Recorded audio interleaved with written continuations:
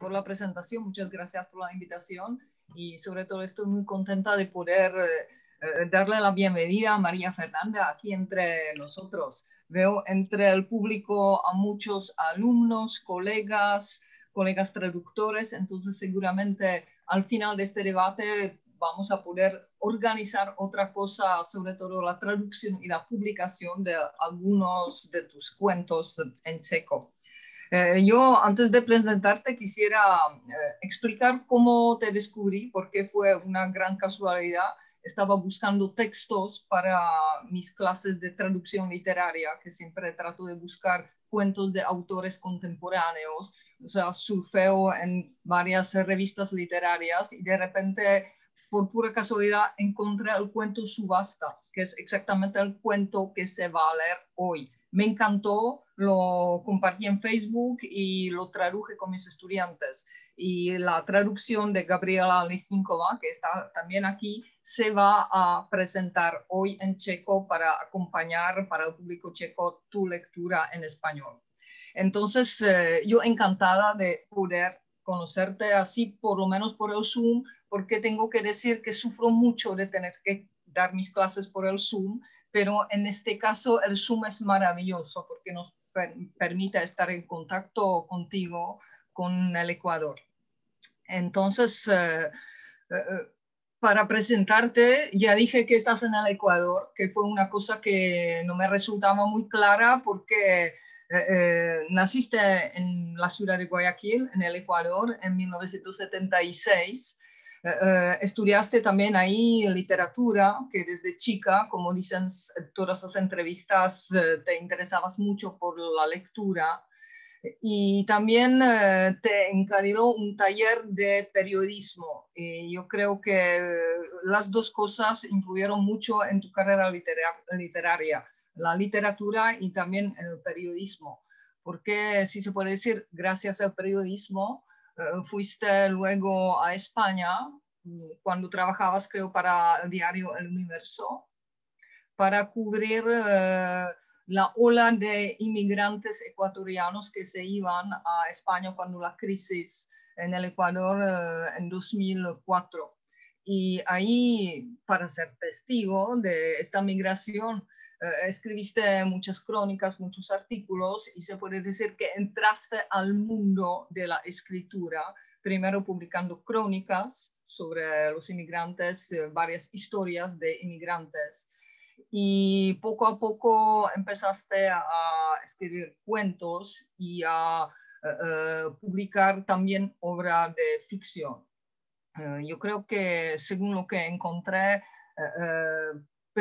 lo primero que se publicó fue el primer libro de ficción, quiero decir, fue el libro Lo que aprendí en la peluquería, que es un título muy gracioso, en 2011, que es medio ficción, medio documento, porque son crónicas y artículos sobre lo que te contaron varios inmigrantes. Entonces, la gente que uno encuentra en la peluquería.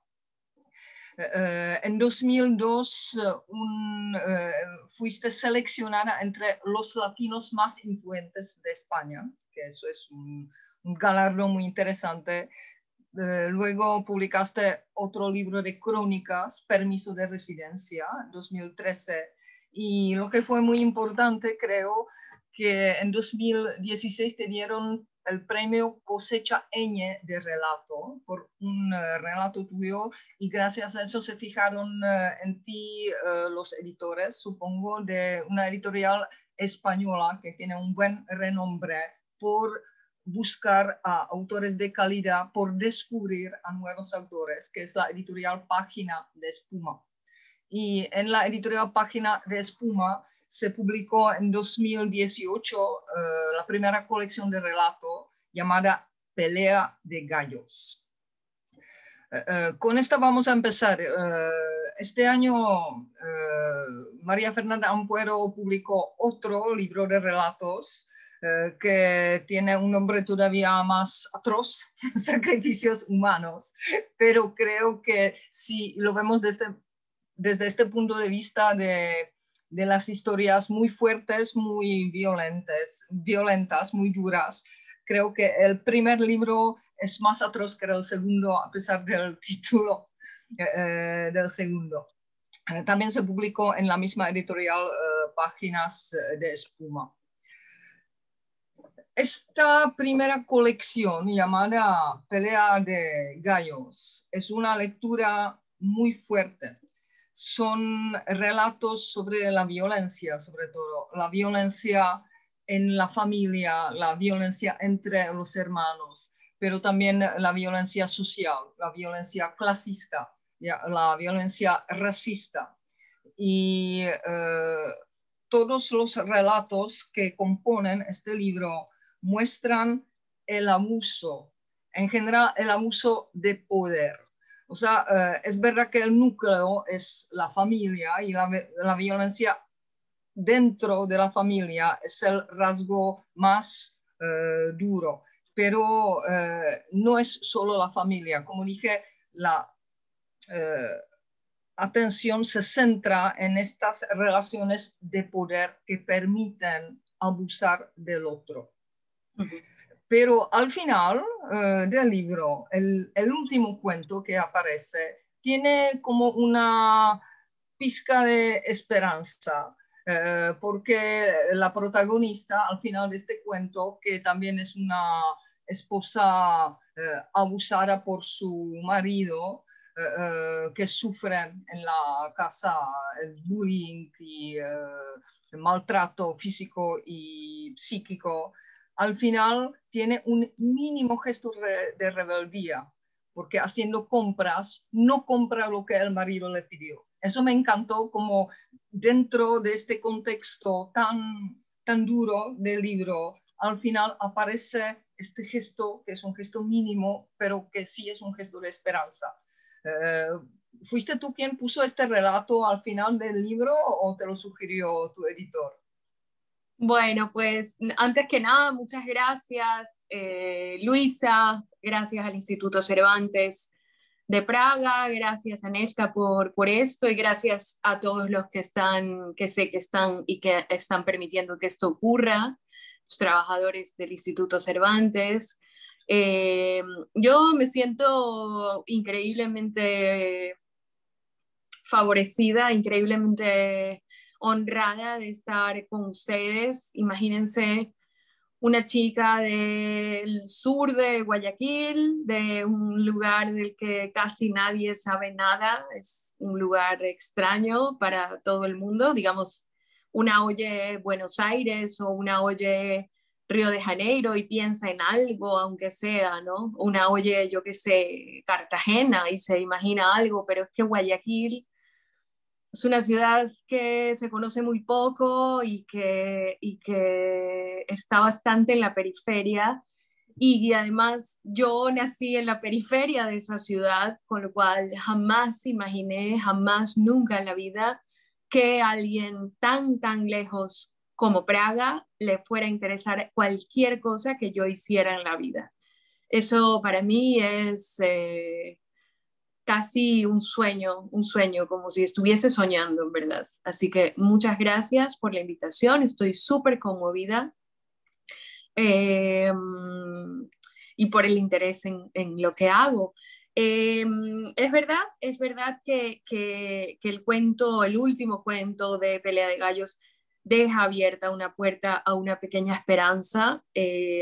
También lo hicimos así en Sacrificios Humanos, el último libro. También el cuento que cierra el libro es un cuento de escapatoria, es un cuento de esperanza.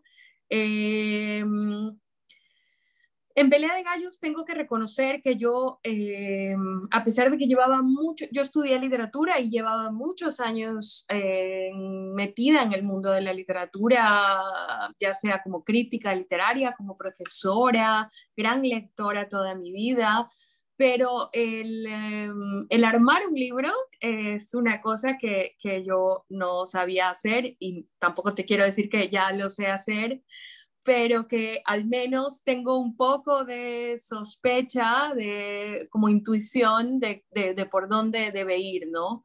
Yo en Pelea de Gallos lo que tenía era un montón de cuentos que yo había escrito en diferentes momentos de mi vida, eh,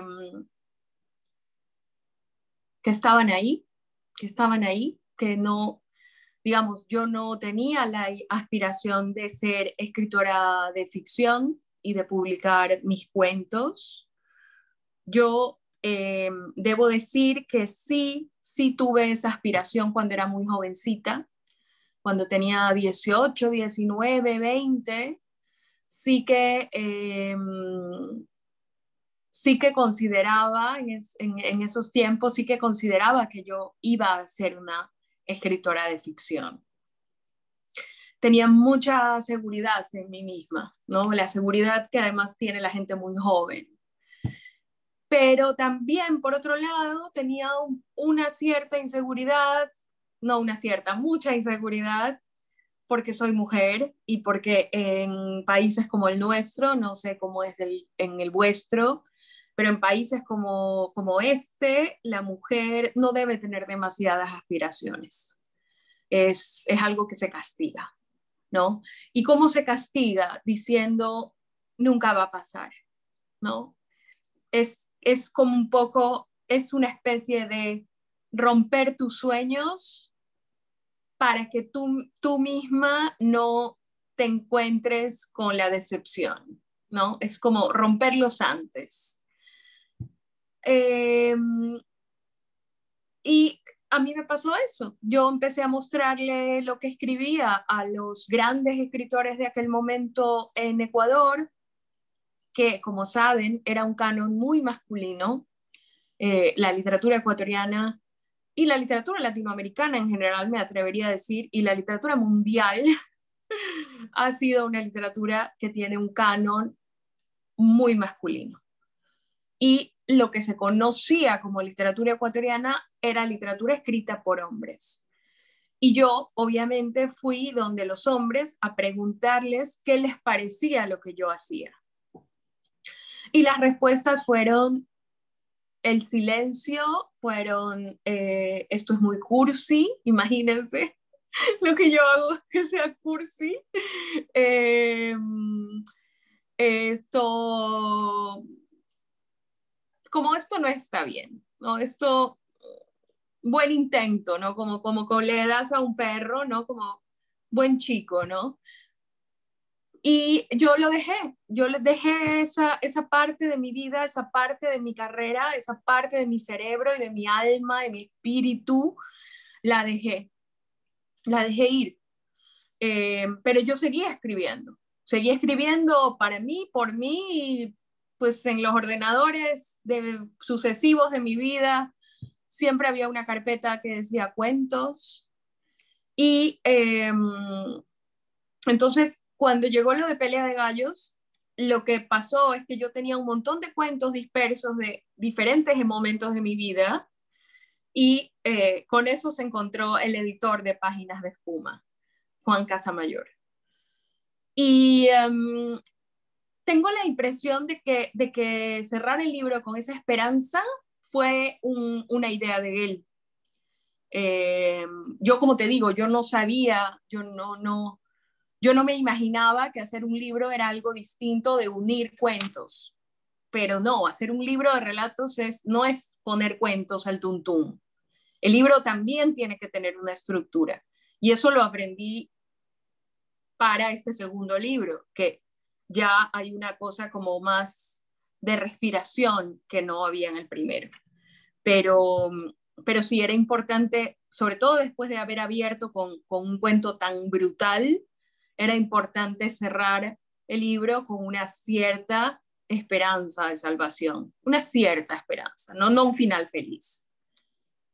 Sí, es que me parece que el libro está muy bien estructurado, hay un gran desarrollo entre los cuentos que en general, salvo el primero, pero luego los primeros cuentos son las narraciones en primera persona de niñas pequeñas, luego vienen las paráfrasis o más, mejor dicho, subversiones de los relatos bíblicos, que es también un tema muy interesante que aparece a menudo, y luego voces ya de mujeres adultas y viene más crítica, digamos, clasista o social o racista que esa crítica de la violencia en el seno de la familia. Para el lector creo que esa violencia de los hermanos, de los papás, es lo más fuerte del libro. Y como dije ya al comienzo, entre el primer libro de relato, donde aparece mucho más la violencia física, la más horrible, y el segundo libro que acaba de aparecer este año,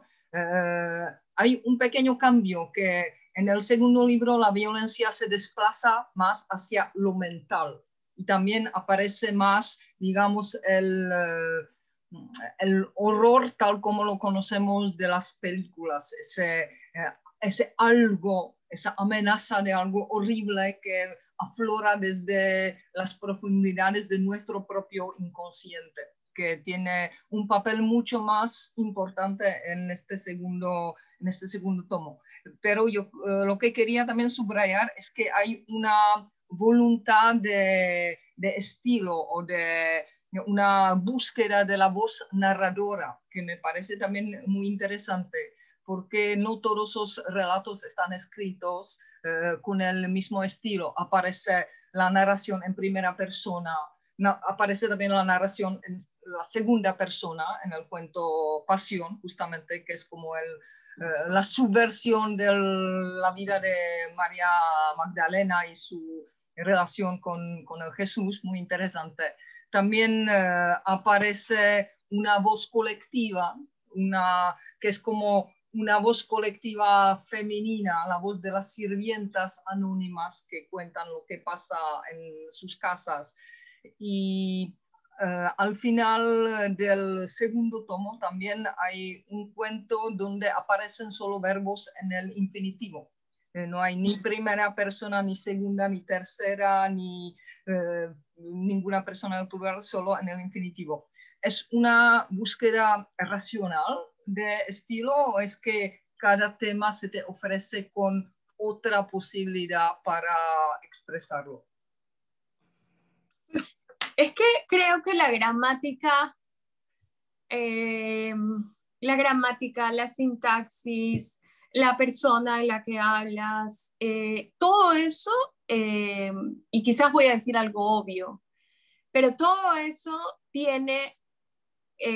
es la literatura, digamos. Es así como se dice que en la música los silencios son también la pieza musical, ¿no? Que también, digamos, Bach escribió los silencios, están ahí, ¿no? Pues todo, absolutamente todo lo que está en un libro, desde el minuto en el que eliges contar en primera persona o en tercera o en segunda o en, como decías, en verbos en infinitivo, o hay un cuento en Sacrificios Humanos que es solo diálogos, solo un diálogo.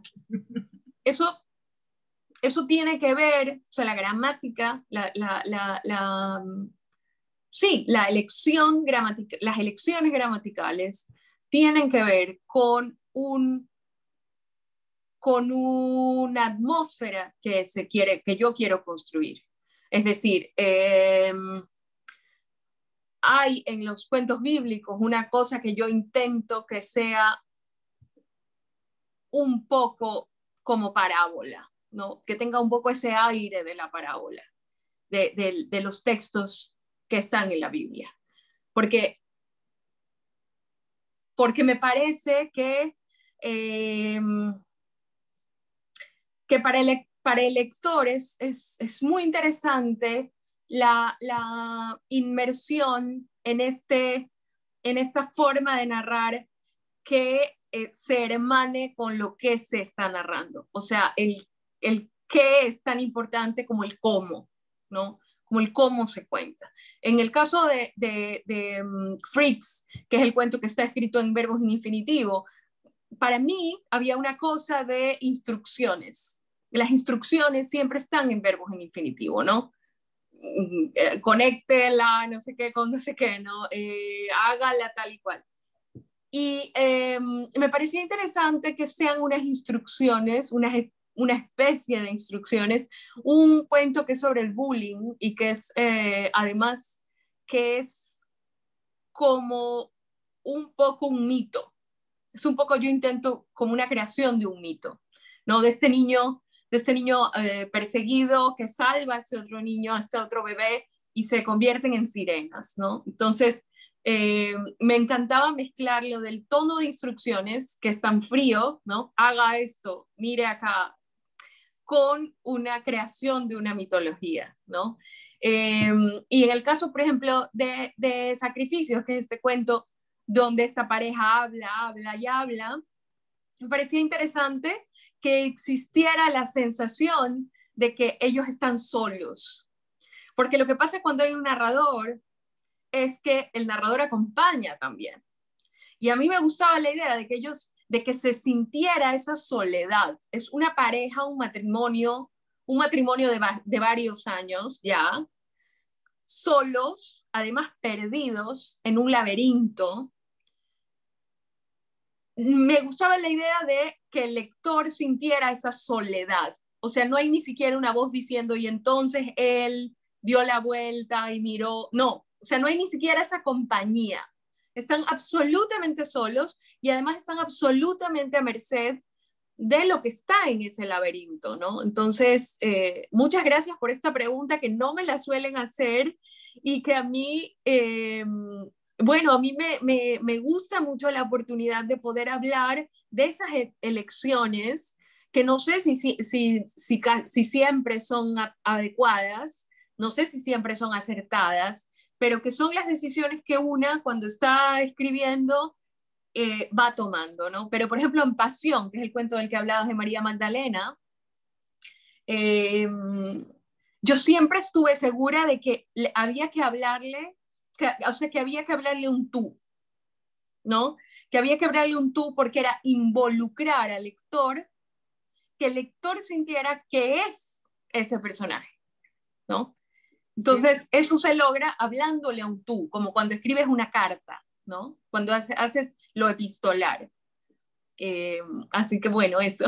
Gracias. Sí, me parece maravilloso. Y el cuento del cual se habló, Sacrificios, es uno de los que más me gustan, que también lo trabajamos con mis estudiantes. Y María Fernanda habló del laberinto, pero hay que decir para los que no pudieron leer el cuento que es un laberinto muy moderno porque se trata de un parking subterráneo, de un gran supermercado. Y volviendo del cine, los protagonistas se pierden, o sea, no se pierden, están en el parking y no pueden encontrar su auto.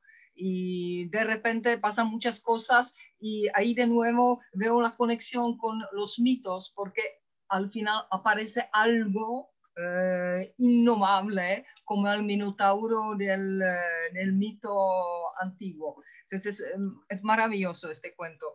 Y yo quería... Sí, ese minotauro, perdóneme Aneshka, ese minotauro es un homenaje a la casa de Asterión. No sé si conocen ese cuento de Borges. Si no lo conocen, se los recomiendo mucho y además estoy segura de que Borges está traducido al checo, estoy segurísima. La casa de Asterión es un cuento en el que, eso a mí me gusta mucho, cómo se cuenta una historia desde el punto de vista del que se ha considerado siempre el monstruo, ¿no? Y eso es lo que hace Borges en La Casa de Asterión. Eso nada más, es como la recreación del mito que ya recreó a su vez Borges, ¿no? Como que yo le doy la tercera vuelta y recreo al mito que ya recreó Borges, ¿no? Algo así. Entonces, hablaste de Borges, ¿es uno de tus maestros del cuento? ¿Cuáles serían tus maestros? A mí siempre se me ocurre Cortázar cuando se habla de esto. Y hablando de la estructura, preparé una cita de Cortázar que también la pasé a Sharka para que no tuviera problemas con traducir a Cortázar así, que Cortázar al comienzo de su famoso cuento Babas del Diablo habla sobre la búsqueda del estilo justamente y dice: nunca se sabrá cómo hay que contar esto, si en primera persona o en segunda, usando la tercera del plural o inventando continuamente formas que no servirán de nada. Si se pudiera decir, yo vieron subir la luna o nos, me duele el fondo de los ojos y sobre todo así. tú, la mujer rubia, eran las nubes que siguen corriendo delante de mis, tus, sus, nuestros, vuestros, sus rostros. ¿Qué diablos? Es un fragmento de Cortázar que me encanta. Pero creo que tú dijiste en una entrevista que de Cortázar no estás tan, digamos, endeudada como de otros maestros. Creo que mencionaste a Chekhov, entre otros. Pues sí, yo, bueno, esta respuesta va cambiando, créeme, va cambiando a medida que, o sea, yo no soy radical, no soy tajante, tampoco soy esa escritora que fuma y habla de habla de su corpus literario no, es una tontería, eso no me interesa. Yo por supuesto que leía a Cortázar con muchísima devoción cuando era jovencita y a Borges también. Tú me preguntas por Borges y es curioso porque Borges es un escritor muy frío, muy seco, es un escritor muy seco, muy cerebral casi. Y sin embargo, cuando Borges entra en la emoción, yo siento una vibración que nos conecta, a pesar de que no hay nada parecido, nadie pensaría, ahí esta chica escribe o es heredera de Borges, no hay como conexión, pero yo siento que de alguna manera cuando Borges entra en la emocionalidad, por ejemplo, Funes que no olvida nada, ¿no? Este famoso cuento de él, de este hombre que está desesperado porque muere de memoria, ¿no? Muere de tanta memoria. A mí eso me conmueve muchísimo y me parece que a veces es injusto pensar en Borges solo como alguien que es puro cerebro, ¿no? Pero, por ejemplo, yo sé que hay en mí una clarísima vinculación, por ejemplo, con Quiroga, porque Quiroga habla mucho del lugar, habla mucho del olor. Quiroga, además, yo tuve la suerte de estar que era la casa de Quiroga en Misiones, en Argentina, al norte, y allí hace un calor que es capaz de enloquecer. De hecho, la mujer de Quiroga enloqueció, perdió la razón completamente por los bichos, o sea, el clima, el trópico, el calor brutal, el calor de que es 50 grados, o sea, una cosa inimaginable, y la cantidad de animales, insectos, ¿no? Y entonces salen cosas como ese almohadón de plumas que tiene unos bichos dentro, que eso es perfectamente posible que pase en el trópico. Es perfectamente posible que tú tengas un almohadón de plumas con bichos adentro.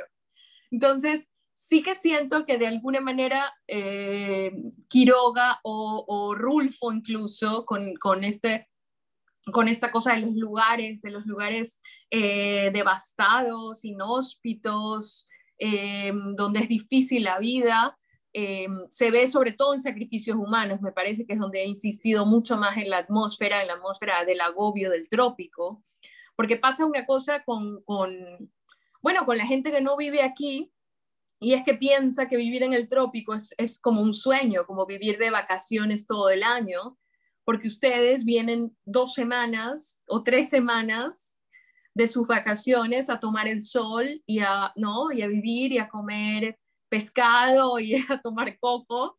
Y la verdad es que vivir en estos lugares es devastador, nada dura, todo se corroe, el metal se oxida, la madera se pudre, no hay nada, las piedras se llenan de hongos, o sea, no hay ningún material de la tierra que sea incorruptible en estos países. Eso es muy interesante como material literario, ¿no? Porque nos corrompemos nosotros también, ¿no? Nuestros cuerpos. Así que bueno, sí, yo siento que les tengo una deuda, pero luego también a Cormac McCarthy, una escritora estadounidense.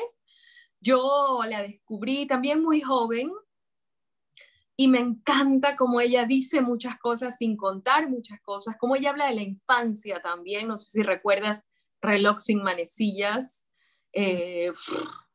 o Reflejos en un ojo dorado, que es otro de sus grandes libros. Bueno, a mí ella me fascina, y por supuesto Clarice Lispector, a la que uso siempre, que la cita de abrir los libros siempre es de ella, porque siento que con ella pues tengo una deuda inmensa, inmensa. Me gustó mucho lo que dijiste sobre el calor del trópico, porque lo mismo aparece muy a menudo como tema en la literatura cubana, ese calor atroz que no se puede soportar y que lo corrompe todo. Uh-huh. También volviendo a eso de los cuentos, ¿tú escribes solo cuentos o también tienes material para escribir una obra más larga? ¿O sigue siendo como Borges, que decía que la novela, por ser tan larga, no puede nunca ser perfecta, y a él le gustaba la perfección, por eso solo podía escribir cuentos? ¿O tú ya publicaste 2 libros de cuentos, entonces el próximo libro también será de cuentos, o piensas hacer otro género? Mira, hay una cosa, esta es una gran pregunta, y es además la clásica pregunta que es como el equivalente a si, cuando conoces a alguien, de cuándo es la boda, ¿no? O cuándo los niños, cuándo viene el niño. Como que es un paso en la vida que hay que dar, ¿no? Es como cuando ya te embarazas, ¿no? Esa es la novela para mí. Pero mira, yo publiqué por primera vez ficción con 42 años, imagínate. O sea que prisa, con lo que se llama tener prisa, yo no lo he tenido nunca. De hecho, hay 3 años entre Pelea de Gallos y Sacrificios Humanos, que ahora, como están las cosas en el mercado editorial, la gente saca un libro cada año, ¿no? Es como constantemente tienes que estar allí, tienes que estar en las librerías. A mí eso no me gusta, tal vez tengo la suerte y mala suerte a la vez, perdón, tengo la suerte y mala suerte a la vez de que yo no vivo de esto, ¿sabes? Entonces no soy como Dan Brown, que si no publica otro libro no puede pagar el yate, o yo que sé que tiene Dan Brown, ¿no? No puede pagar el mayordomo, pero yo no vivo de esto. O sea, los ingresos por la literatura en mi vida son muy secundarios, muy secundarios. Entonces, en realidad, imagínate yo, precipitarme a publicar algo cuando en verdad sé que me va a dar, no sé, pues con mucha suerte, unos tal vez 2.000 euros al año, imagínate. Entonces es como decir, bueno, voy a borrar el éxito que pudo haber tenido Pelea de Gallos, por ejemplo, por precipitarme a publicar una novela, porque es lo que hay que hacer, una novela mala que me arruine mi carrera, pero que además me dé 2.000 euros al año. Es decir, no sé, te voy a ser muy sincera, no sé qué pasaría si viene alguien y me dice, aquí hay, no sé, 50.000 euros, necesitamos una novela tuya. No sé qué diría, ¿sabes? No sé, porque es que el sueño de mi vida es vivir de escribir. Claro que me gusta dar clases, pero es que a mí lo que siento que hago, como, no sé, tal vez espero que tú sientas que la traducción es lo tuyo. Lo que es lo mío es escribir. Entonces, no sé qué pasaría si tuviera una oferta, ¿sabes? Y que me dijeran, con esto, pues ya no tienes que dedicarte a pensar cómo vas a vivir, con qué vas a pagar el alquiler durante 3 años. Uf. Uf. Pero yo creo que el mercado ha cambiado mucho, ya no es necesario escribir novelas. Sobre todo en algunos países como en Argentina, donde hay muchos escritores y muchas escritoras. Eso también ha cambiado. Cuando nos hablabas del canon literario en Ecuador muy masculino, ahora ya no es verdad. Ahora en Argentina, en Chile, en Colombia, en muchos países latinoamericanos hay una generación de escritoras que es incluso más fuerte que la generación de escritores hombres. Eh, Sí. entonces, y tampoco es necesario escribir novela, que son mujeres y publican cuentos y no nadie los obliga a parir un hijo, casarse, parir un hijo y parir una novela. Pero eso es Sí. solo una nota al margen, pero quería volver a lo que decía sobre el trópico, sobre la atmósfera del trópico que aparece en algunos cuentos de tu segundo libro. Ahí también eso que lo diferencia del primer libro, porque ahí lo que existe en casi todos los relatos es algo que podríamos llamar una neutralidad geográfica y lingüística, que adrede no se menciona ningún país, ninguna ciudad, se habla solo de la capital, sin decir cómo se llama la capital. Entonces, supongo que el propósito de esto fue que los relatos fueran más universales, ¿no? No solo latinoamericanos, no solo ecuatorianos. Sí y no, creo.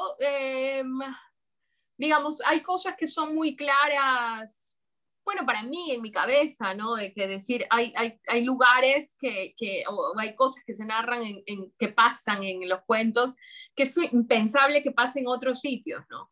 La cosa de la religiosidad, por ejemplo, la cosa de las multimillonarias, de las amigas multimillonarias que tienen servicio doméstico, ¿no? Es decir, eso solo pasa en un lugar donde hay una desigualdad social tan brutal, ¿no? Y un racismo tan brutal. Hay una trabajadora doméstica en una casa que ella es bueno, es africana, digamos, afro-latina.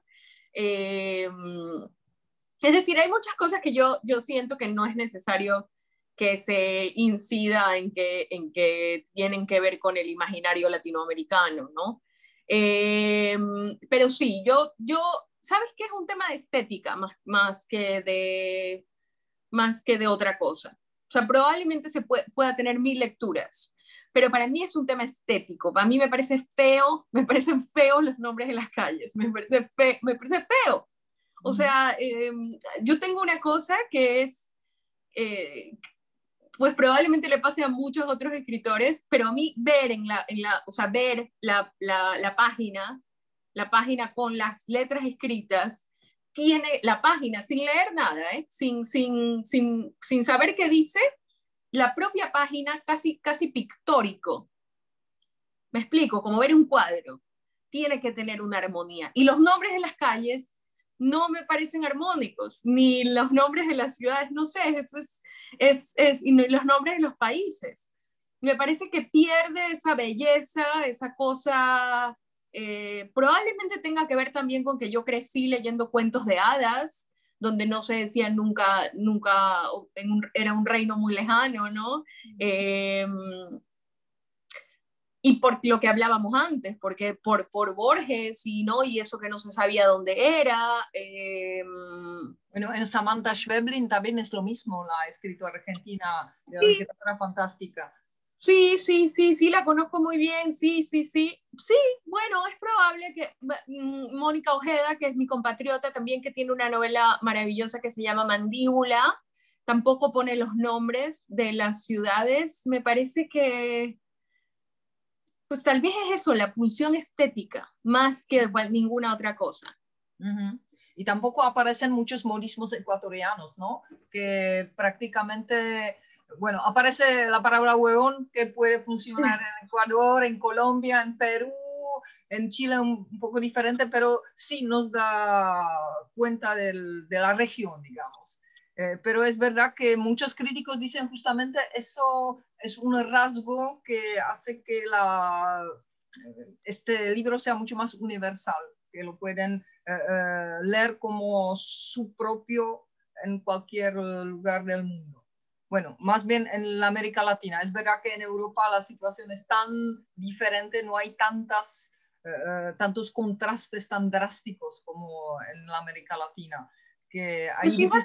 fíjate que yo obviamente soy latinoamericana, pero he vivido mi vida adulta, o sea, hice mi vida adulta en Madrid.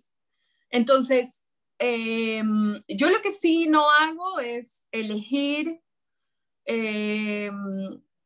basada en una pureza o en un respeto a la pureza. Yo, de hecho, hay uno de los cuentos, me parece que es Edith, que dice en el mismo párrafo coger y follar. Ujú. Porque me parece que, porque yo soy esa persona. O sea, yo soy una persona que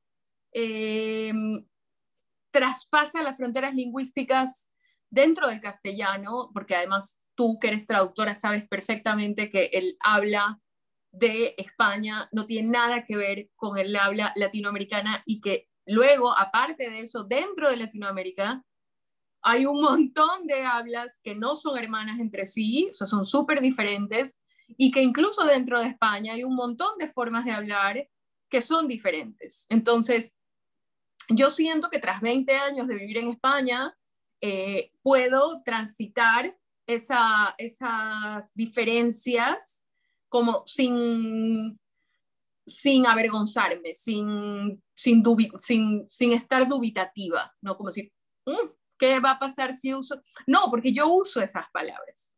Entonces, Juan Casamayor nunca me ha dicho, oye, pero a ver, cerremos. Si utilizas coche, no puedes ya utilizar carro en el siguiente cuento. O me explico, como unifiquemos. No, no, porque yo no soy una persona unificada tampoco. No, yo soy una persona a mucha honra híbrida, que además, pues la vida me ha costado, ¿no? La vida me ha costado este hibridismo, entonces, ¿cómo no lo voy a usar en mi escritura? Si alguien quiere pureza, que vaya a otro sitio. Me parece maravilloso hablar de eso en el Instituto Cervantes, justamente de un nuevo idioma que están haciendo entre España y los países latinoamericanos, como el idioma de Bolaño, que también es un idioma muy, muy mezclado de muchos hablas de la América Latina y también de España. ¿Crees que si no publicas en España tendrías la misma posibilidad de publicar algo en el Ecuador? ¿Tiene algo que ver con una pregunta que veo aquí en el chat, que alguien pregunta cuál ha sido desde tu experiencia la presencia del apoyo público o privado en Ecuador para promover la lectura por fuera de las fronteras nacionales e hispanohablantes? O sea, esta pregunta un poquito más general, y en tu caso... o en el caso de los jóvenes escritores, es más fácil para ellos publicar en España, como lo fue en los años 60, en la época del famoso boom, cuando todos los escritores que querían que el mundo los conociera, al final publicaban en España. Bueno, Ecuador es tan perdedor que ni siquiera tiene escritor del boom. O sea que... El único que se me ocurre siempre es Jorge Icaza del Ecuador. El único... Sí, pero Jorge Icaza es muy, muy anterior. Jorge Icaza es infinitamente anterior al boom. Sí, no. Y lo que no sé si sabes, seguramente sí, porque conoces muy bien las cosas en la literatura, es que Ecuador es un país tan invisible y tan imaginario, que el escritor del boom del Ecuador es Marcelo Chiriboga, que se lo inventó José Donoso, el escritor chileno. Entonces, Marcelo Chiriboga, es genial. En serio, es una locura, esto es una locura. Y de hecho, si les interesa el tema, que es muy, muy gracioso y muy simpático, un amigo mío, cineasta, hizo un falso documental sobre Marcelo Chiriboga, con imágenes, con actuación, con imágenes de la época, con una señora que era actriz, que era como la madre de Chiriboga. Entonces es como un fake, no se tiene un nombre, como un documental falso sobre esa figura del ecuatoriano del boom, ¿no? Eso es una cosa muy loca. Nosotros siempre fuimos imaginarios, o sea, la línea es imaginaria, todo es imaginario. Mira, es una pregunta bien complicada, lo de si hubiese publicado aquí. Hay una cosa que es muy real, y es que mis 2 libros primeros de crónicas, que se publicaron aquí en el Ecuador, ya están agotados, tuvieron ediciones muy pequeñas, no se reeditaron nunca, no se consiguen. O sea, simplemente no se consigue. Yo, Ecuador no tiene apoyos para sus escritores. O sea, nosotros no tenemos como la beca FONCA que tienen los mexicanos, por ejemplo, con la que se escribieron cientos de novelas que estoy segura que tú has leído de los grandes escritores mexicanos contemporáneos, Fernanda Melchor, Emiliano Monge, Antonio Ortuño, es decir, toda esa generación, que es mi generación de autores mexicanos, y también la nueva generación, como Fernanda Melchor, por ejemplo, recibieron este apoyo. Nosotros no tenemos, no existe eso. Y entonces es muy difícil porque así como nosotros los autores no lo recibimos, los editores tampoco reciben ese apoyo. Y es muy difícil la distribución de los libros, es muy, muy difícil la distribución dentro del país. Tú necesitas, para internacionalizarte, tener un éxito primero en el lugar en donde se publica tu libro, ¿sabes? Pero es que aquí en el Ecuador, si yo hubiese publicado en cualquier editorial independiente, Ecuador ya no tiene multinacionales. O sea, en Ecuador no hay Planeta, no hay Alfaguara, no hay Random, no hay hace mucho tiempo, ¿sabes? Entonces, publicar con una editorial local, ¿qué es lo que pasa? Que la editorial local no tiene ni acceso, por las dificultades de la distribución, no tiene ni posibilidad de que tú triunfes dentro del país. Entonces, la internacionalización se vuelve verdaderamente difícil. Y entonces, ¿qué pasa? Que tanto Mónica Ojeda como Natalia García Freire, ahí le suelto nombres de la literatura ecuatoriana contemporánea, Mónica Ojeda, Natalia García Freire, Gabriela, se me fue el apellido de Gabriela, la autora de Sanguínea. ¿Alemán? Gabriela Alemán, sí, pero Gabriela empezó todo, Gabriela tuvo éxito aquí en el Ecuador y luego Gabriela publicó fuera, se tradujo y fue como la primera la que abrió este movimiento de escritoras ecuatorianas. No, hablaba de Gabriela Ponce, que acaba de publicar en Candaya, en España. Gabriela Ponce acaba de publicar en Candaya. Luego Daniela Alcíbar Belolio, también en Candaya. Luego Carla Abadillo, poeta, se ganó el premio Loewe en España también. Quiero decir que es muy difícil salir de las fronteras del país si las condiciones de las editoriales locales son tan complicadas como lo son. No, es muy difícil, es muy, muy, muy difícil. Entonces, puede que vendas muchos libros aquí dentro del país, pero la posibilidad de estar en Bogotá y en Lima y en Santiago de Chile y en Cáceres, en España, está fuera de las posibilidades de una editorial local. Está fuera, porque no tienen poder, no tienen poder adquisitivo, no tienen dinero y tampoco tienen... es muy difícil vivir de lo editorial en el Ecuador, entonces ellos hacen otros trabajos, ellos hacen otras cosas y tienen la editorial porque están locos como el Quijote, ¿no? Pero tú mencionaste justamente los grandes centros culturales latinoamericanos, Bogotá, Santiago de Chile, no nombraste Buenos Aires, pero claro, también no es más fácil publicar en una editorial colombiana, por ejemplo, para ti, que en España. Bueno, para ti no, porque viviste en España, pero digamos cualquier escritor joven ecuatoriano que quiere publicar, que quiere hacerse conocido mundialmente, tiene más facilidad de atravesar la frontera, irse a Colombia y publicar en Colombia, o no sé, en Argentina es un poquito más lejos, pero igual hay muchas editoriales independientes en Argentina que publican a autores nuevos, muy interesantes, y luego los venden a los españoles. ¿Existe esa posibilidad para ustedes? Sí, seguro, pero no se me ocurre, salvo un chico que se llama Ernesto Carrión, que me parece que publica en una editorial, creo que es guatemalteca, me parece, una editorial linda, creo que es de Guatemala.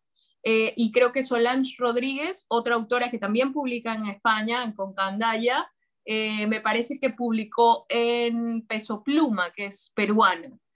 Pero sinceramente creo que habiendo la posibilidad de que las editoriales españolas, que ya tienen, o sea, Páginas de Espuma lleva 20 años haciendo esto. Entonces, Páginas de Espuma tiene distribución, yo te mencioné Capitales, pero es que los libros de Páginas de Espuma llegan a Tijuana, llegan a Asunción, Paraguay, llegan, me explico, o sea, a todas partes. Entonces, Juan Casamayor tiene una distribución increíble que permite que los libros se conozcan y se encuentren sobre todo. Aunque sinceramente creo que ahora con el asunto de poder leer en digital, muchas cosas van a cambiar, ¿no? O sea, si tú realmente quieres conocer la obra de alguien y ese alguien publica en una editorial pequeñísima de su país, si lo encuentras si lo encuentras digital, pues ya está, lo puedes leer, ¿no? Sí, sí. Oye, yo creo que a lo mejor llegó el momento de leer tu cuento, porque yo tengo un montón de otras preguntas, pero quiero que se escuche tu lectura y luego a lo mejor alguien de los que nos están escuchando también quiere preguntar algo y por el momento todavía no se ha atrevido. Entonces, por favor, María Fernanda ahora nos va a leer su cuento Subasta, que va a aparecer en checo en la traducción de Gabriela Lisníková. Es el cuento que abre el libro de relatos Pelea de Gallos. Qué belleza. Bueno, ahí voy. Subasta. En algún lado hay gallos. Aquí, de rodillas, con la cabeza gacha y cubierta con un trapo inmundo, me concentro en escuchar a los gallos. ¿Cuántos son? Si están en jaula o en corral. Papá era gallero, y como no tenía con quién dejarme, me llevaba a las peleas. Las primeras veces lloraba al ver al gallito desbaratado sobre la arena, y él se reía y me decía mujercita.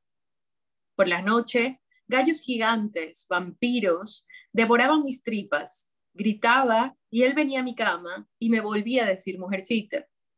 Ya, no seas tan mujercita, son gallos, carajo. Después ya no lloraba al ver las tripas calientes del gallo perdedor mezclándose con el polvo.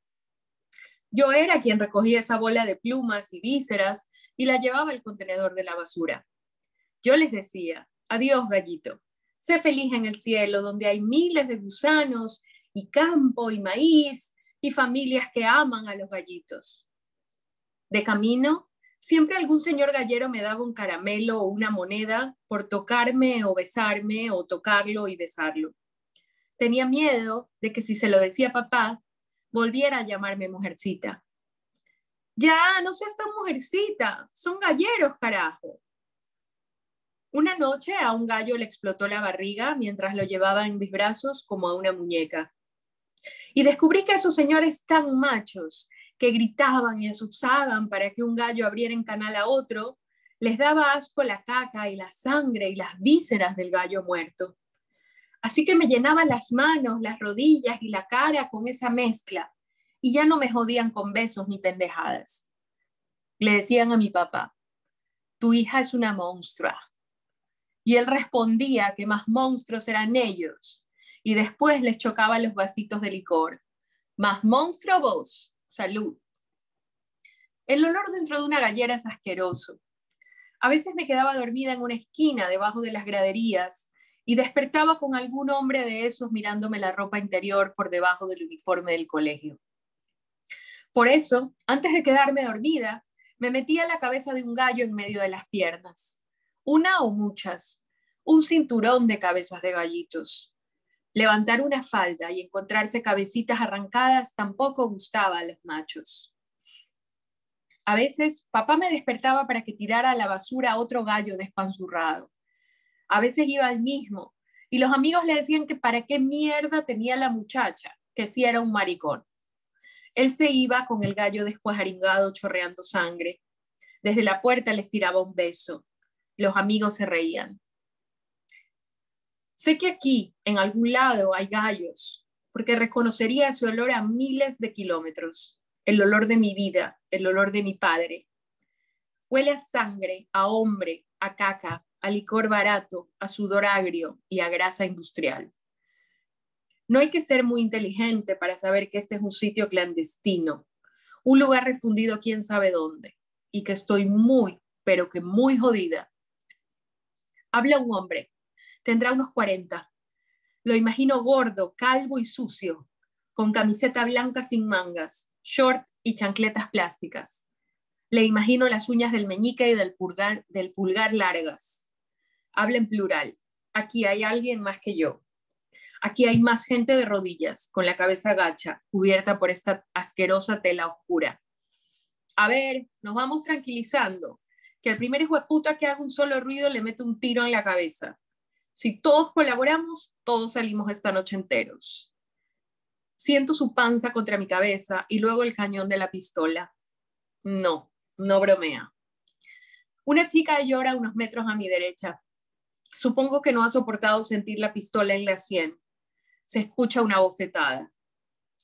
A ver, reina, aquí nadie me llora, ¿me oyó? ¿O ya está apurada por irse a saludar a Diosito? Luego, el gordo de la pistola se aleja un poco. Ha ido a hablar por teléfono. Dice un número, 6 malparidos. Dice también, muy buena selección, buenísima, la mejor en meses. Recomienda no perdérsela. Hace una llamada tras otra. Se olvida por un rato de nosotros. A mi lado escucho una tos ahogada por la tela, una tos de hombre. He escuchado de esto, dice él muy bajito. Pensé que era mentira, leyenda. Se llaman subastas. Los taxistas eligen pasajeros que creen que pueden servir para que den buena plata por ellos, y para eso los secuestran. Luego los compradores vienen y pujan por sus preferidos o preferidas. Se los llevan, se quedan con sus cosas, los obligan a robar, a abrirles sus casas, a darles sus números de tarjetas de crédito. Y a las mujeres.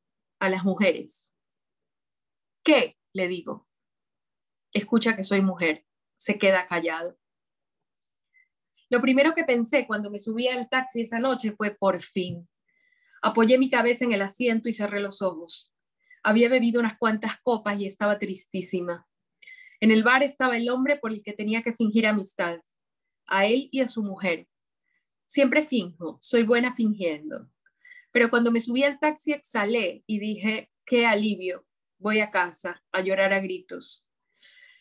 Creo que me quedé dormida un momento y de repente, al abrir los ojos, estaba en una ciudad desconocida, un polígono, vacío, oscuridad, la alerta que hace hervir el cerebro. Se te acaba de joder la vida. El taxista sacó una pistola, me miró a los ojos, dijo con una amabilidad ridícula, llegamos, señorita. Lo que siguió fue rápido. Alguien abrió la puerta antes que yo pudiera poner el seguro. Me echó el trapo en la cabeza, me ató las manos y me metió en esa especie de garaje con olor a gallera podrida y me obligó a arrodillarme en una esquina. Se escuchan conversaciones, el gordo y alguien más, y luego otro y otro.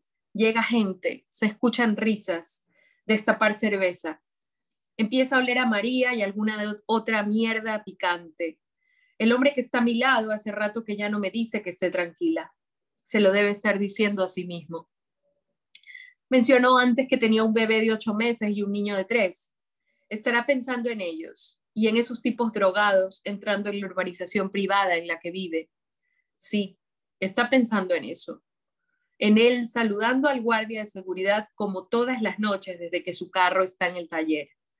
Mientras esas bestias van atrás, agachados. Él los va a meter en su casa, donde está su hermosa mujer, su bebé de 8 meses y su niño de 3. Él los va a meter a su casa y no hay nada que pueda hacer al respecto. Más allá, a la derecha, se escuchan murmullos, una chica que llora. No sé si la misma que ha llorado antes. El gordo dispara y todos nos tiramos al suelo como podemos. No nos ha disparado. Ha disparado. Da igual, el terror nos ha cortado en 2 mitades. Se escucha la risa del gordo y sus compañeros. Se acercan, nos mueven al centro de la sala. Bueno, señores, señoras, queda abierta la subasta de esta noche. Bien bonitos, bien portaditos, se me van a poner aquí. Más acá, mi reina. Eso, sin miedo, mami, que no muerdo. Así me gusta. Para que estos caballeros elijan a cuál de ustedes se van a llevar. Las reglas, caballeros, las de siempre. Más plata se lleva la mejor prenda. Las armas me las dejan por aquí mientras dure la subasta. Yo se las guardo. Gracias. Encantado, como siempre, de recibirlos.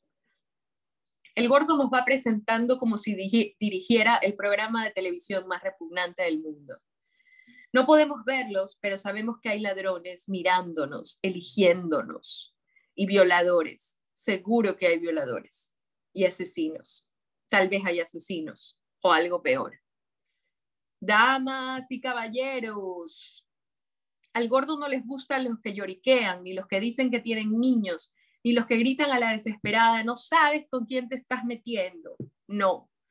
Menos les gustan los que lo amenazan con que se va a pudrir en la cárcel. Todos esos, mujeres y hombres, ya han recibido puñetazos en la barriga. He escuchado gente caer al suelo sin aire. Yo me concentro en los gallos. Tal vez no hay ninguno, pero yo los escucho dentro de mí. Gallos y hombres. Ya, no seas tan mujercita. Son galleros, carajo. Este señor, ¿cómo se llama nuestro primer participante? ¿Cómo?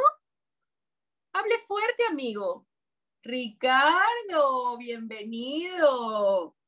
Lleva un reloj de marca y unos zapatos Adidas de los buenos. Ricardo ha de tener plata. A ver la cartera de Ricardo. Tarjetas de crédito. Oh, Visa Gold de Messi. El gordo hace chistes malos. Empiezan a pujar por Ricardo. Uno ofrece 300, otro 800. El gordo añade que Ricardo vive en una urbanización privada en las afueras de la ciudad, vistas del río. Allí donde no podemos ni asomarnos los pobres, allá vive el amigo Ricky. Sí le puedo decir Ricky, ¿no? Como Ricky Ricón. Una voz aterradora dice 5,000. La voz aterradora se lleva a Ricardo. Los otros aplauden. Adjudicado al caballero de bigote por 5,000. A Nancy, una chica que habla con un hilito de voz, el gordo la toca. Lo sé porque dicen, miren qué tetas, qué ricas, qué paraditas, qué pezoncitos. Y se sorbe la baba. Y esas cosas no se dicen sin tocar. Y además, ¿qué le impide tocar? ¿Quién? Nancy suena joven, 20 y pocos. Podría ser enfermera o educadora. A Nancy el gordo la desnuda. Escuchamos que abre su cinturón y que abre los botones y le arranca la ropa interior, aunque ella dice por favor tantas veces y con tanto miedo que todos mojamos nuestros trapos inmundos con las lágrimas. Miren este culito, ay, qué cosita. El gordo sorbe a Nancy, el ano de Nancy. Se escuchan lengüeteos. Los hombres asusan, rugen, aplauden. Luego el embestir de carne contra carne y los aullidos. Los aullidos. Caballeros, esto no es por vicio, es control de calidad.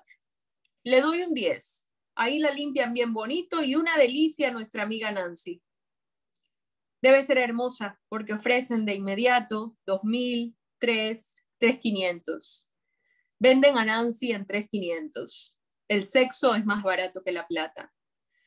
Y el afortunado que se lleva este culito rico es el caballero del anillo de oro y el crucifijo.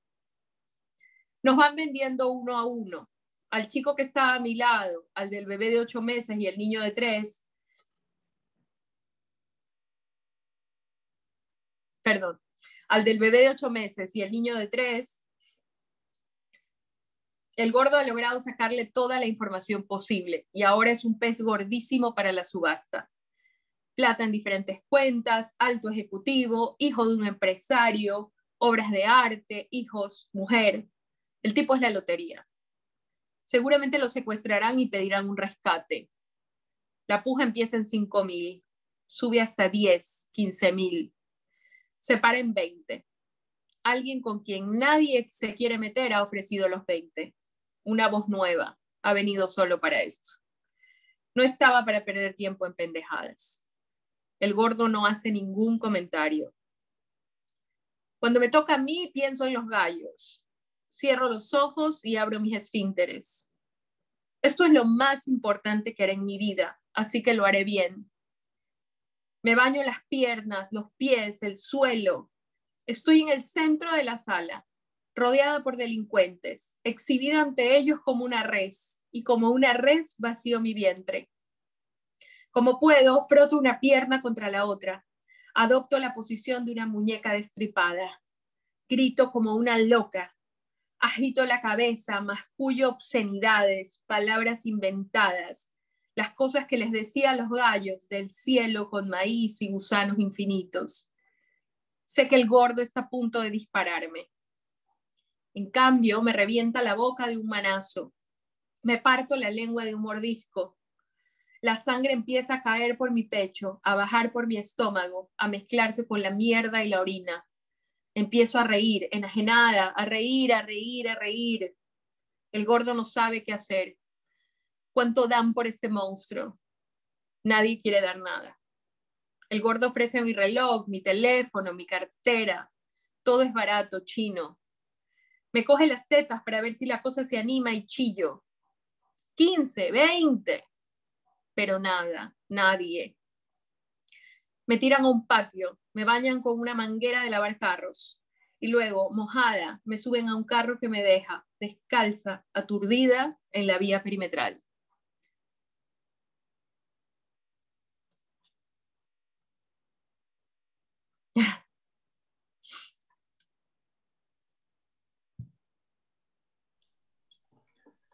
Bravo, es muy fuerte, pero es mucho mejor escucharlo que leerlo, escucharlo con tu pronunciación, lo lees muy bien.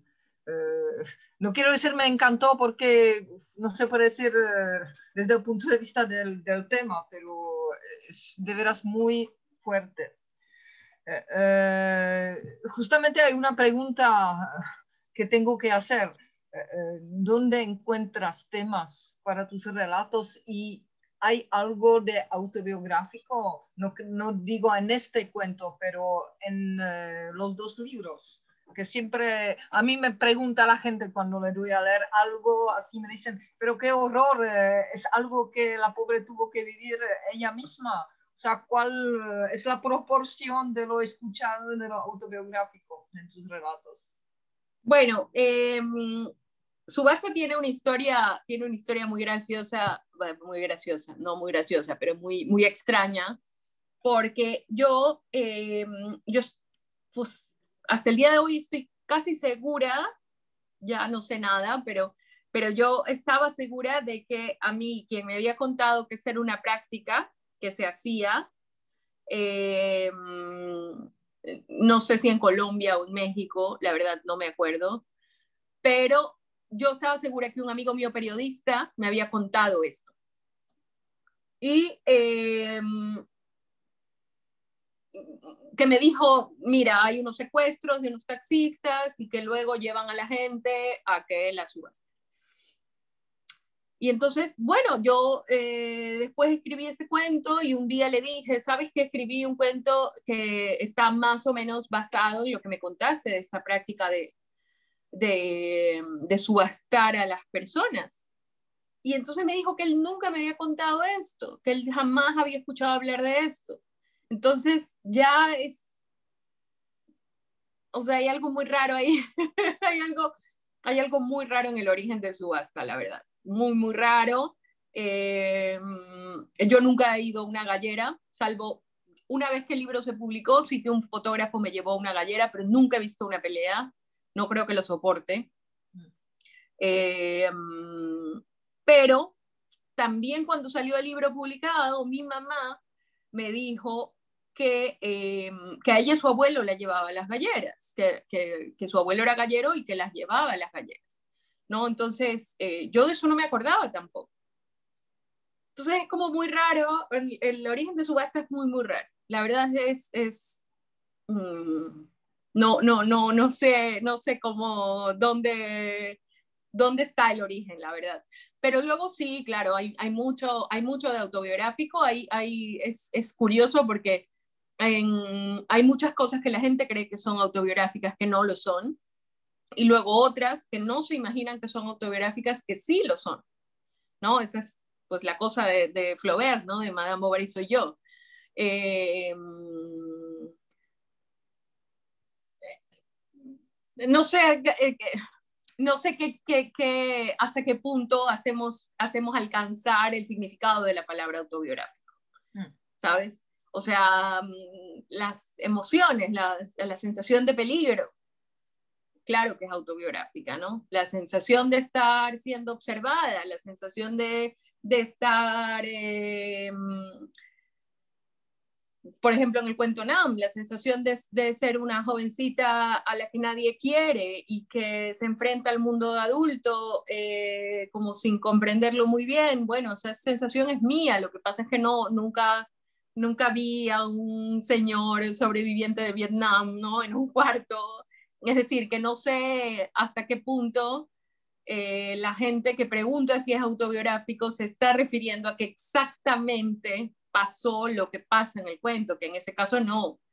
Pero, por ejemplo, Biografía, que es el primer cuento del nuevo libro, es un relato, creo que de todos, el más de verdad autobiográfico. Y bueno, no quiero hacer spoilers de ningún tipo, pero sí que está basado en una experiencia mía, vital, de cuando yo emigré, estuve indocumentada, pero bueno, luego hay mucha ficción y hay mucho trabajo, ¿no? Hay mucho, como decías al principio, ¿no? Hay mucho trabajo como para poder hacer que los cuentos se inscriban en el género del terror, que es lo que a mí me interesa.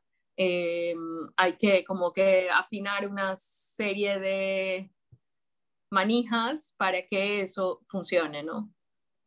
¿Y cómo reaccionaron tus papás cuando leyeron tus libros, sobre todo el primero? Yo te pregunto porque me imagino que tiene que ser muy duro, que yo cuando empecé a traducir y daba a leer mis traducciones a mi mamá, porque el papá ya estaba muerto, ella a veces me decía, no, pero qué horrible, qué fuerte, qué desagradable los temas que tú traduces, que son muy incómodos, y a veces yo sentía vergüenza de darle a leer un fragmento que ni siquiera había escrito yo, pero un fragmento demasiado erótico, demasiado abierto. O sea, no me imagino cómo tú podías dar a leer este libro donde se habla de la familia de una manera atroz a tus papás y cómo reaccionaron.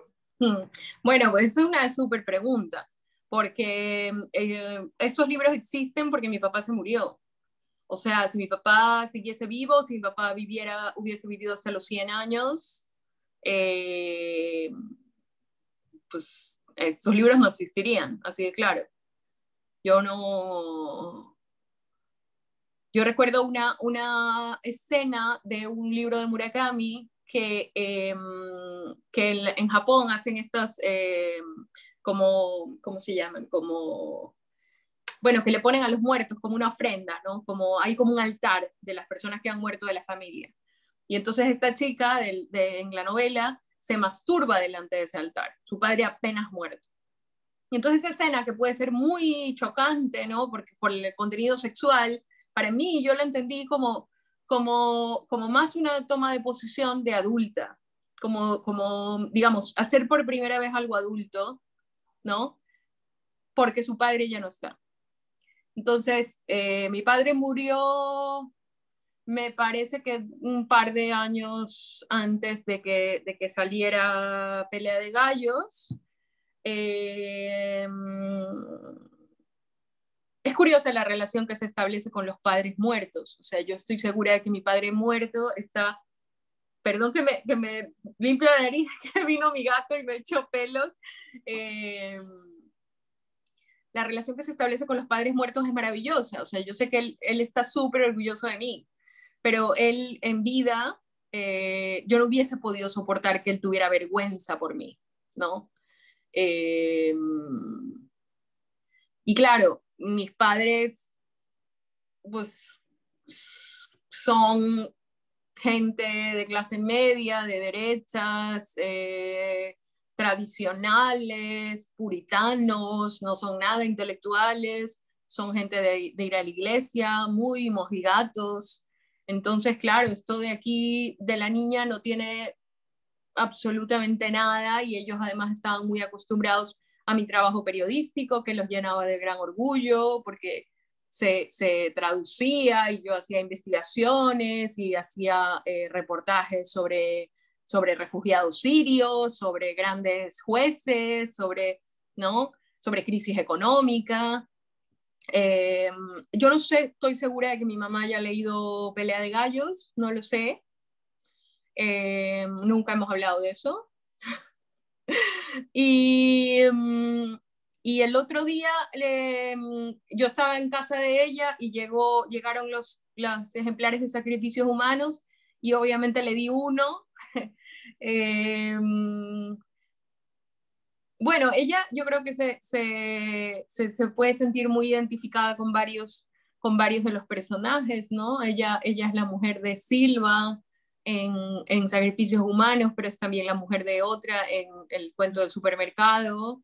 Eh, y vamos, que toda la relación familiar que hay ahí, penosa y complicada y dolorosa y oscura, tiene que ver con mi visión de mi propia familia, ¿no? Lo que hay en Sacrificios Humanos es una historia, que no te voy a decir cuál, que es de una amiga de mi madre. Entonces, esa era su preocupación, que yo haya escrito esa historia. Le dije, yo tengo que escribir esa historia. Entonces, le dije, o sea, no hay opción de negociarlo, o sea, yo voy a escribir esto. No voy a poner nombres, obviamente, ni voy a decir, no, pero bueno, que hay una cosa que si te ha pasado, tú la puedes identificar. O sea, yo creo que los escritores no deberíamos tener familia.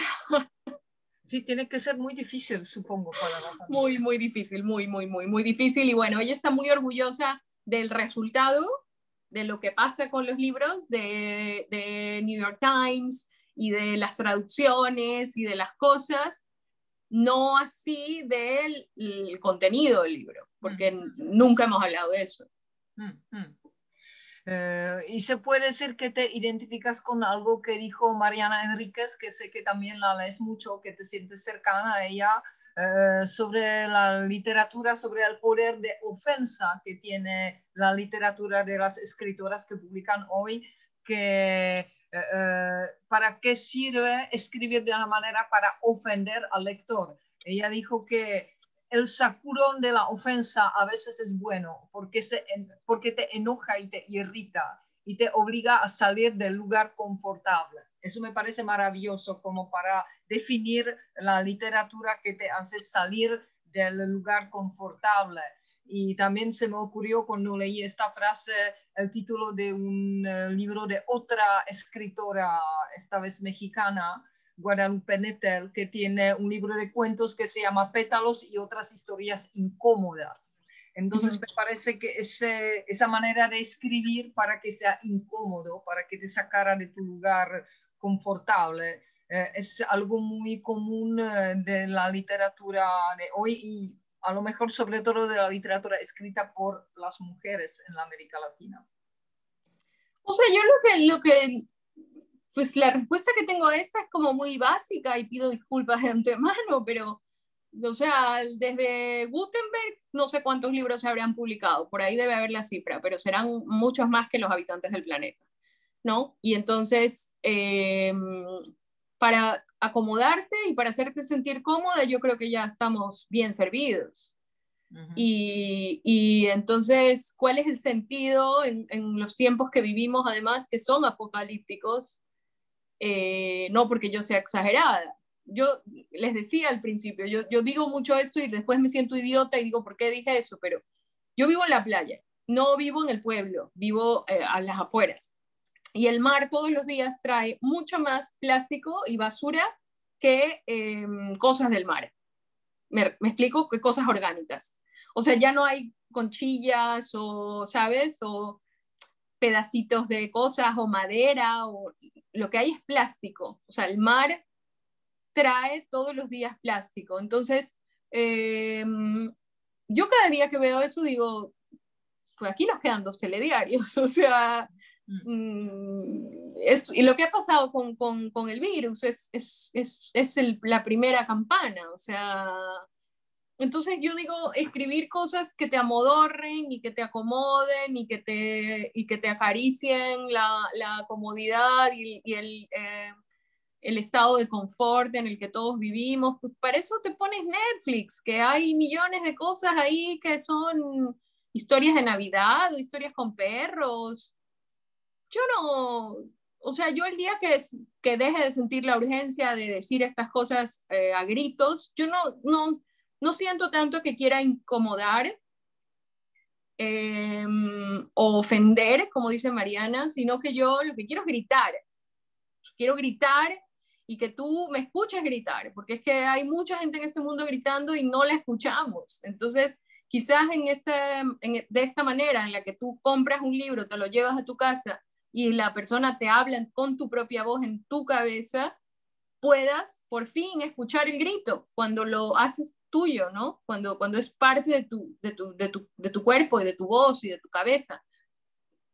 ¿Para qué otra cosa? No creo que necesitamos añadir nada a la historia narcótica y estupefaciente de la literatura.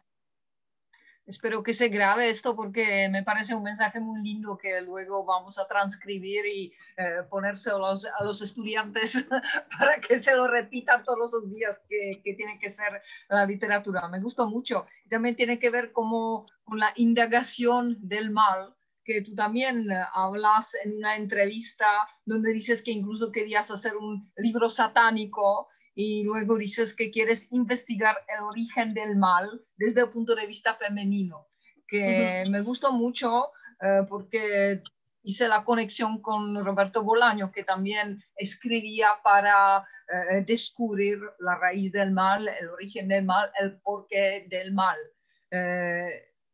Entonces, ¿puedes desarrollar un poquito este tema como la escritura, como la investigación del origen del mal?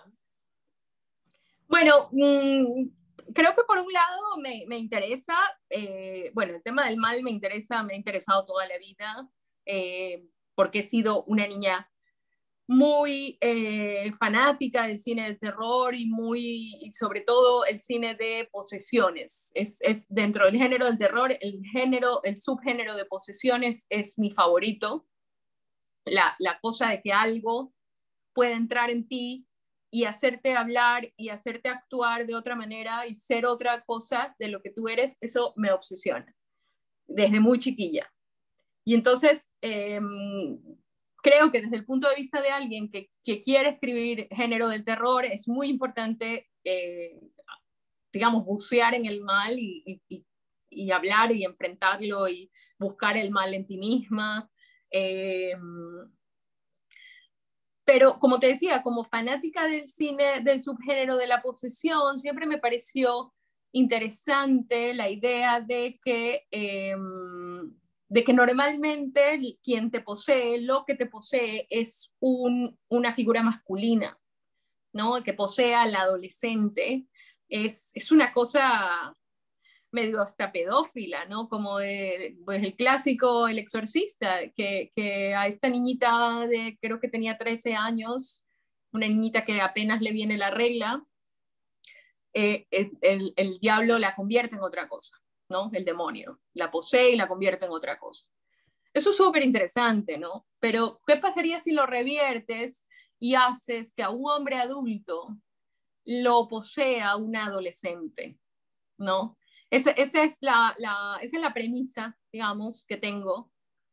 Eh, cómo la fuerza maligna se encarna en una mujer, cómo lo maligno se manifiesta en las mujeres. Eso a mí me interesa mucho. Me interesa mucho la venganza. Me interesa mucho la venganza. El tema de la venganza me parece literariamente riquísimo. Y bueno, estoy en indagaciones apenas sobre eso, pero pero bueno, no sé a qué llegue, apenas estoy Vamos a trabajando. ver el nuevo libro, o puede ser eso, o también querías reescribir algunos relatos bíblicos, creo que decías en una de las entrevistas. Pero ahora me dicen del instituto que poco a poco ya llegamos a terminar nuestra charla de nosotras dos y que podemos dar ahora la palabra al público, que por el chat son más bien comentarios que preguntas, pero como decíamos al comienzo, podemos dar la palabra de verdad al público para que pregunten, para que participen. Seguramente la traductora va a tener alguna duda a lo mejor, o algunos de mis estudiantes que han leído ya los textos. Entonces, doy la palabra al público, por favor.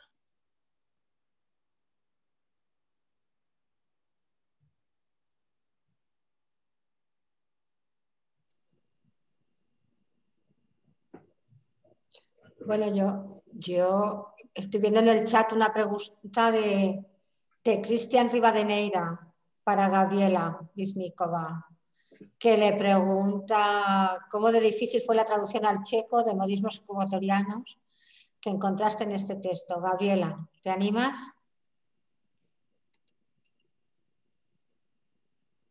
Buenas tardes, ¿nos oímos? Sí. Sí. Entonces, como María Fernández ya había dicho que no hay tantos modismos, ¿no? Creo que para mí, bueno, nosotros trabajábamos, así que por lo menos yo siempre imagino la situación y traduzco los modismos usando un modismo checo, ¿no? Pero siempre parto de la situación, como por ejemplo en no sé, en la subasta había los discursos, ¿no? Como los comentarios que valoran la mujer, todo esto. Lo conocemos aquí también, ¿no? Pues cambias una frase por otra frase que tiene el mismo significado, mismo impacto, ¿no? No importa que las palabras no son traducidas muy exactamente, ¿no? No sé si he respondido bien. El más problema fueron partes de cuerpo, creo. Llamar algunas partes de cuerpo que en checo, no sé por qué, pero suenan mal. ¿Sabes? Las partes sobre todo del cuerpo de mujer, pero en general. Y ese lenguaje del sexo en checo suena muy mal, pues habíamos que ser creativos, ¿no? Un poco. Y Aneska, si me permites que te haya quitado la palabra ya, pero estoy viendo también al señor Bartus, el cónsul honorario de Ecuador en la República Checa, que ha hecho unos comentarios en el chat, pero si quiere, tiene la palabra, señor Bartus, ¿quiere decirnos algo? Sí, claro, encantado. No quisiera aquí intervenir como un experto literario ni mucho menos, así que estoy muy honrado, muy agradecido. Felicitar a ustedes, al Instituto Cervantes, por organizar el evento. Felicitar a María Fernanda por su excelente trabajo. Es una maravilla contar con esa gran embajadora de la cultura en el mundo, más que nada aquí en la República Checa, donde muy poco se oye del Ecuador. Entonces, bueno, yo creo que este consulado recién se acaba de abrir hace poco tiempo, el año anterior, después de muchos años de ausencia. Entonces, tenemos una gran esperanza, tenemos planes a futuro para difundir el Ecuador en la República Checa. Entonces, bueno, esta es una de las primeras oportunidades en las que estamos participando. Ustedes saben que con la pandemia, pues, todo se ha complicado un poco. Entonces, bueno, esperamos que se normalice la situación un poco para ir encarrilando los proyectos que se presentan. En todo caso, cuenten conmigo para este tipo de iniciativas. Me gustaría de pronto contar con algún ejemplar del libro Pelea de Gallos, que es el que creo que es de pronto el bestseller, se puede decir, de María Fernanda. No sé si hay la posibilidad de que se nos haga llegar alguna copia. Sería excelente tenerlo aquí en el Consulado de Praga. Sería un gran honor para nosotros. Muchas gracias por la invitación. Bueno, sí, veo que nadie se atreve, como siempre en este país, pero también quería mencionar que invite al editor interesado en publicar los cuentos de María Fernanda en checo. Y en este momento la editorial tiene algunos problemas como todos vinculados con la pandemia, pero estamos trabajando en eso y como dijimos no sé si lo comenté contigo o con tu agente literario, que a lo mejor para nosotros va a ser más interesante hacer una selección de los dos tomos, como que escoger lo que más resonancia puede tener en el contexto checo. Por ejemplo, pienso que esas subversiones de los relatos bíblicos son muy interesantes, pero en este país la religión no tiene tanto peso y no sé si mucha gente va a entender de veras de lo que estás rehaciendo. Entonces pienso hacer como una selección, pero espero que sí que se pueda publicar en checo. Veo también aquí al traductor Michal Špína, que se interesa mucho por la literatura latinoamericana contemporánea, que tradujo últimamente la gran novela de José Donoso, El obsceno pájaro de la noche, publicada por la primera vez en checo. Y también me interesa mucho lo que dijiste, porque no lo sabía, sobre el escritor imaginaria ecuatoriano inventado por Donoso. Eso me encanta, que voy a buscar esta historia, porque es algo... Es maravillosa, es maravillosa. De hecho, el cineasta que hizo el documental falso se llama Javier Izquierdo, me parece. Ya te voy a decir cómo se llama. Es una delicia, es gracioso, además es lindo porque habla de Ecuador en esa época, ¿no? Son imágenes reales de Ecuador en esa época.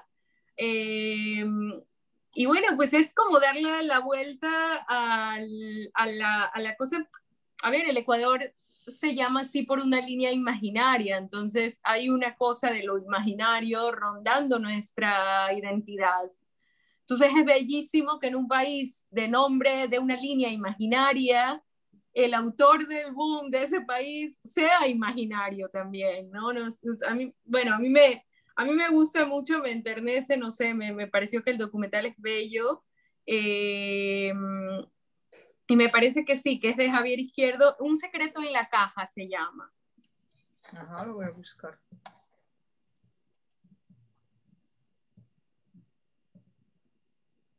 Sí, ese es muy bello y no sé si te interesa mucho, le puedo preguntar a Javier si te paso el link, porque no sé si esté abierto. Sería genial, sí. Yo lo disfruté un montón, de verdad que sí. Hay ahí pues Photoshop con García Márquez y los otros, ¿no? Es un poco como Forrest Gump. Es que nosotros aquí también tenemos un personaje así imaginario, que es el personaje más popular en todo el país, también un autor, un inventor de muchas cosas. Entonces creo que dar clases sobre un escritor ecuatoriano imaginario es el top de lo que se puede hacer. Sí. Marcelo Chiriboga, queridísimo. Bueno, a ver, nadie se atreve a preguntar nada. Cristian Rivadeneira, por favor. Yo levanto la mano. Hay una palabra en Ecuador que se dice cuando una persona está avergonzada y no quiere hablar o romper el hielo, se dice que está acholado. Acholado. Exactamente, así lo decimos en Ecuador. Hola María Fernanda, muchísimo gusto, soy Cristian. Soy ecuatoriano, pero vivo acá en República Checa casi más de 20 años. De no darse por estas coincidencias como que Aneshka se encontró con uno de tus textos, es muy difícil que lleguemos a tener este tipo de coyunturas. Hasta hace un par de años, bueno, tuvimos aquí incluso un par de colegas tuyos, Javier Bonilla, Miguel Molina, De no darse estas circunstancias, casi ni nos encontramos. Y no encontramos un canal o un puente que podamos establecer para poder darle un poco de forma a esto. Es decir, si es que no hay una suerte, una coincidencia, no nos encontramos. Entonces, la pregunta también quería hacer, ¿existe algún grupo, algún círculo, alguna posibilidad de poder entablar este puente entre el Ecuador y la República Checa? Como ves, hay apetito de aprender un poco más del Ecuador y de la literatura, y tenemos aquí organizaciones para esto, pero parece que nos falta la estructura y nos falta una contraparte en el Ecuador. Mira, en el Ecuador existe el Plan Nacional del Libro y la Lectura, del que fui parte de agosto a diciembre del 2019. Y allí, bueno, uno de los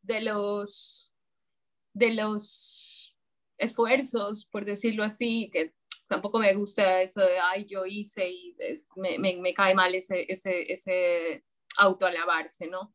Pero sí que uno de los esfuerzos que me parecían interesantes, porque a veces en los consulados, y aprovecho que está el cónsul honorario, pues lamentablemente no siempre la diplomacia está empapada de lo que pasa a nivel artístico. Eso es así. A veces mucho más en los funcionarios de carrera, pero en los funcionarios diplomáticos políticos el desconocimiento es papal. Mira que yo viví 20 años en España y a mí el consulado de España creo que no me invitó nunca, creo que no sabía que, o sea, no saben que Mónica Ojeda y yo vivimos allí, o sea, de verdad que es una cosa que no sé cómo funciona, pero no hay ninguna retroalimentación, ¿no? Entonces, yo sé que en el Plan Nacional de Libros se creó un documento con un montón de autores ecuatorianos, pero no solo, digamos, que escribimos narrativas, sino poetas y también ilustradores, por ejemplo, que hay ilustradores magníficos. Estoy pensando ahorita en Marco Chamorro, por ejemplo, que está en Francia y es un portento, pero estoy pensando también en Power Paola, que es mitad colombiana, mitad ecuatoriana y es famosísima, o estoy pensando en Alberto Montt, que es otro ilustrador mitad chileno, mitad ecuatoriano, que es conocido en el mundo entero. Entonces se hizo un documento que se pasara a todas las oficinas diplomáticas, o sea, de la diplomacia ecuatoriana, para que si les preguntan, yo qué sé, en la India, y hay la Feria del Libro de la India, ¿no? De Delhi o de donde sea. ¿A quién invitamos de Ecuador? No vayan los mismos señores que se dedican a la política y a qué le llamó las momias cocteleras, ¿no? Esas mismas personas que sabemos que se mueven del Ministerio de Cultura, que son pues puestas por el gobierno de turno y que son las que un poco representan, entre comillas, muchas comillas, al país. O sea, yo lo que quería romper era eso, para que las embajadas y los consulados, cuando les pregunten, no digan, espéreme que le voy a preguntar al Ministerio de Cultura, porque es que lo que pasa cuando le preguntas al Ministerio de Cultura es que te manda al Ministro de Cultura, ¿no? Porque el Ministro de Cultura escribió un par de cosas, pero es que no es eso, no queremos eso, porque el Ecuador ahora en este mismo instante, en este mismo momento histórico, tú no puedes decir que el Ecuador no tiene gente que escriba, que esté teniendo reconocimiento internacional. O sea, Mónica Ojeda se acaba de ganar uno de los premios más importantes, que es el Nobel para los jóvenes, que lo dan, me parece que en Finlandia o en Dinamarca. Se lo acaba de ganar. Entonces, que tú, como embajada en un país árabe, por ejemplo, en los Emiratos, digas, no sé a quién invitar, que venga el ministro, me parece de vergüenza, o sea, de verdad de vergüenza absoluta, porque va el ministro y los 3 amigos del ministro a divertirse y a participar en unas mesas en las que no saben qué decir. Y entonces pasa lo que pasó en Uruguay, que Ecuador fue el país invitado, fue el ministro, y el ministro habló de la literatura ecuatoriana, me parece que hasta los años 80, y no mencionó ninguna mujer, ni una sola, ni una. Entonces, sí, al menos tenía que haber mencionado a Gabriela Alemán, de quien hablábamos con Agnieszka antes. O sea, entonces ese tipo de cosas pasan y por eso te digo, por si acaso el cónsul le interese, existe ese documento que el Ministerio de Cultura, ojalá, haya enviado a todas nuestras representaciones diplomáticas, ojalá.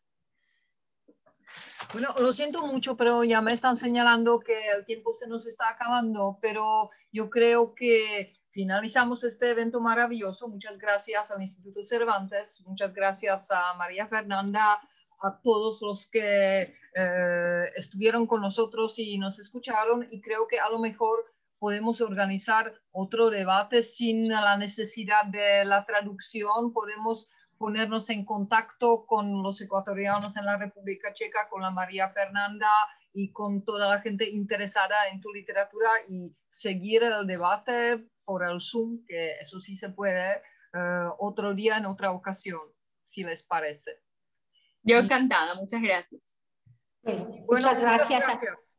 Gracias, Agnieszka, y gracias, María Fernanda, gracias al señor Bartos y a todos aquí los presentes. Yo quería terminar haciendo una referencia al boom, porque habéis hablado del boom latinoamericano, pero el Instituto Cervantes ha estado apoyando una iniciativa que es el BAN, porque el nuevo boom lo están haciendo las mujeres. El nuevo boom latinoamericano lo están haciendo las mujeres. Escritoras importantísimas como María Fernanda Ampuero, Samantha Schweblin de Argentina, Claudia Piñeiro, Rosario Casa o Guadalupe Nettel de México, Liliana Colanzi de Colombia. Hay muchísimas escritoras que están rompiendo de toda Latinoamérica, que están rompiendo todos los moldes, y precisamente nosotros queríamos lanzar adelante esta iniciativa para trabajar con todos los países iberoamericanos. Lo habíamos comentado ya con las embajadas de Perú, de Argentina, de Chile, aquí de México. Ahora tenemos la suerte de contar con el consulado ecuatoriano, al que también le comentaremos, como en este caso, cuando tenemos iniciativas de este tipo. Pero sí quiero quedarme con esta referencia de que el nuevo boom son las escritoras iberoamericanas. Así que me parece que esta ha sido una tarde estupenda, interesantísima. Creo que ha sido mucho más de lo que esperaba, de verdad, porque María Fernanda, has hecho unas disertaciones interesantísimas, guiada por las preguntas de Agnieszka, que es una gran moderadora. Yo creo que deberías dedicarte a moderar en todas partes, Agnieszka. Deja la traducción, ya te lo he dicho. Pero es no, verdad. las pasiones no se dejan. No, eso es cierto. Bueno, nada más. Muchas gracias a todos. Bueno, tenemos la biblioteca del Instituto Cervantes, siempre lo recuerdo también, donde tenemos los libros de escritores, escritoras iberoamericanas. También tendremos a María Fernanda. Así que aquí los espero a todos y con muchas ganas de que esto sea presencial y poder vernos en persona. Gracias, yo también. Yo también. Sí, estamos en contacto, María Fernanda. Muchísimas gracias. Gracias. Me la he pasado muy bien, Luisa, Agnieszka, muchas gracias. Nosotros también. Adiós a todos. Gracias. Adiós. Chao. Buenas tardes. Hasta luego, gracias. Hasta luego.